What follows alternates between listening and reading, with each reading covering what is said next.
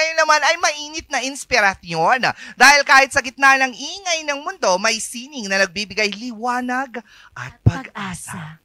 Dahil naniniwala tayong pag may pag-asa, may bagyo.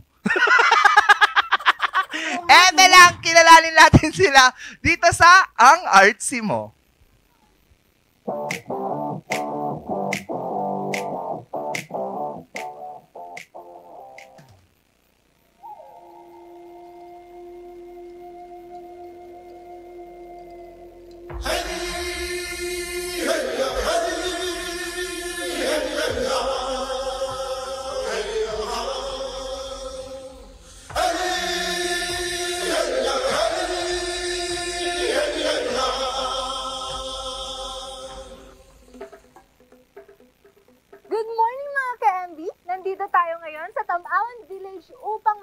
Ang opening ng Akabat Exhibit ngayong araw. At syempre, makakasama natin ngayon ang ating mga ka-MB na sina...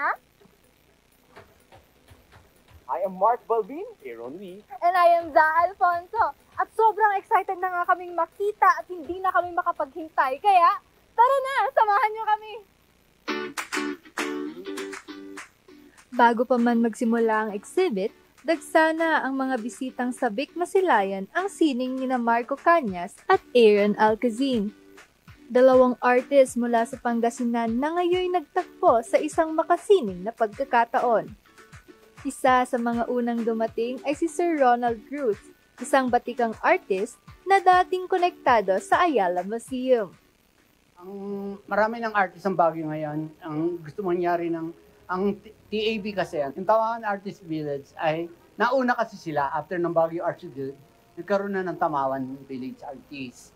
So, yung ibang sumusulpot ngayon ng mga grupo ay tumitingin na utang loob sa Tamawan Artist Village.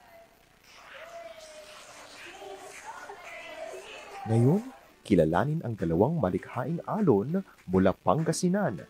Si Marco Dispo Cañas ng Bolinao ay kilala sa kanyang pop surrealist artworks, makukulay, mapaglaro at syempre puno ng damdamin. Sa kanyang mga likha, madalas nating masilayan ang mga itlog, isang motif na sumasalamin sa alaala ng kabataan, paghilom at ganda ng araw-araw. Isa sa kanyang pinakamatanyag na obra ay ang Egg Tray Series, mga discarded materials na ginawang obra maestra. Samantala, si Aaron James Alguizin mula sa Urbis Tondo ay isang self-taught artist na masigasig sa semi-realistic human portraiture. Sa bawat stroke ng kanyang lapis o pintura, pinapakita niya ang lalim ng damdamin at pagkatao. Kilala si Aaron sa kanyang malalakas na kulay at matalim na ekspresyon sa kanyang mga canvas, na nagsisilbing salamin sa kanyang personal na paglalakbay at emosyon. Para kina Marco at Aaron, ang art ay hindi lamang talento. Ito'y panata, paraan ng pagpapahayag at tulay para sa mas malalim na koneksyon sa sarili at sa mundo.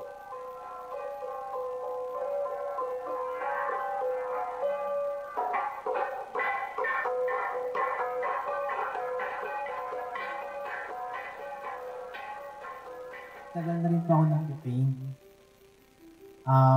Hanggang sa lumayo po ako ng lumayo na hinahanap ko po yung kung saan pa ako magaling, saan po yung gusto na. Minsan di mo alam yun na andun na pala siya sa'yo. Parang ang layo pa ng tingin mo. Naghahanap ka ng meaning. Pero andun na, ikaw na yung meaning ng buhay mo. Parang ganun. Ano din nung pandemic kasi hindi ka nga makalabas, hindi ka pwede makausap ng ibang tao. So, yung mga pwede mo lang makita or kausapin or pagsabihan ng problema is buwan or yung mga between na nagsisilbing parang liwanag mo sila sa panahong parang nag-iisa ka. Aware ba kayo na ang Akabat ay mula sa salitang Pangasinense na ang ibig sabihin ay nakilala? Isang two-man show na hindi lamang pagtatagpo ng dalawang artist, kundi ng kanilang mga mundo, alaala at pananaw. Noong una, hobby pa lang siya. Drawing lang ng kung ano-ano. Tapos, nag-start yun nung sa mga crush. Ay, grabe. Diba? Siyempre, inspired ka. Tapos may konti ka namang knowledge sa pag-drawing. Ilan sa mga artwork kong nakasabit is literal na iniyakan ko siya. Bakit? Kasi yung idea niya, yung concept niya is, ako yun eh. Part siya ng buhay ko. Yung pagkabata ko, yung memories ko with family, with brothers and sisters ko din, mga ganyan, mga ate kuya ko. So, yun yung isa sa mahirap. Actually, mahirap mag-paint. Mahirap mag-paint. Pero natututunan.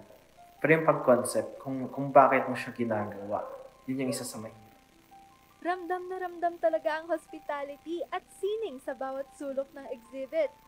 Mula sa masasarap na pagkain, musika hanggang sa ngiti ng bawat dumalo.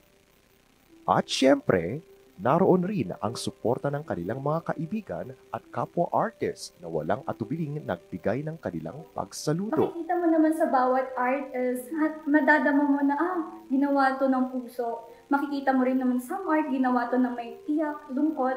So kahit anong art na really appreciate mo, kahit alam mo yung may some art na really confused sa akin, abstract.